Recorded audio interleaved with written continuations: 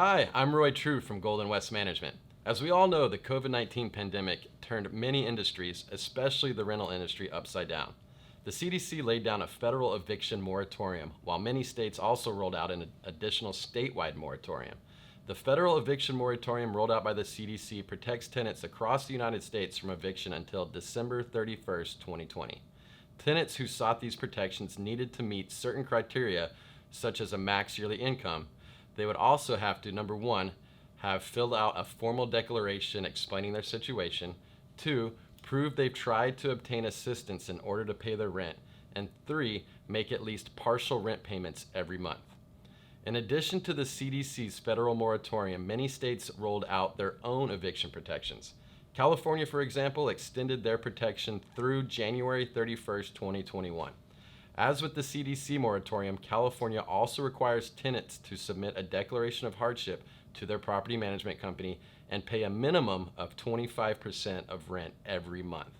Nevada's Governor Sisolak made waves in the rental market in mid-December by extending Nevada's eviction protections through March 31st, 2021. Residents are protected from evictions unless they don't meet the CDC criteria or the property is in danger of being foreclosed on because the owner can't make the mortgage payments without that rental income. While California and Nevada both extended their eviction protections, Arizona did not. Arizona renters are protected through the end of 2020, and barring a new federal relief bill being signed, they can expect evictions to begin early in the new year. All of these eviction protections, whether we're talking about the base CDC or individual state protections and mandates, are only for non-payment evictions.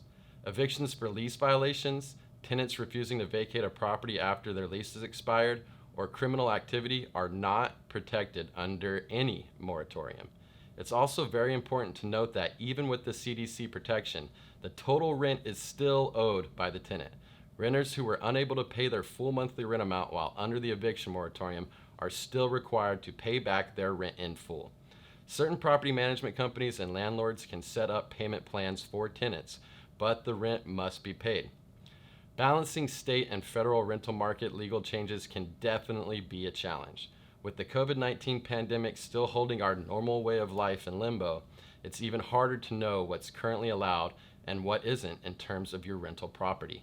If you're a landlord or a property owner who's struggling on keeping up with eviction moratoriums, or you're just looking for a little help finding quality tenants who won't have you worrying about evictions in the first place, give us a call.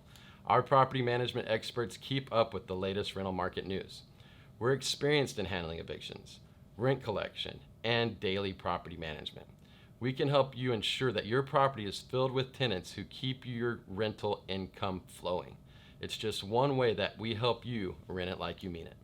Follow us on Instagram and Facebook at GWMPM for the latest eviction moratorium news, or contact us at goldenwestmanagement.com.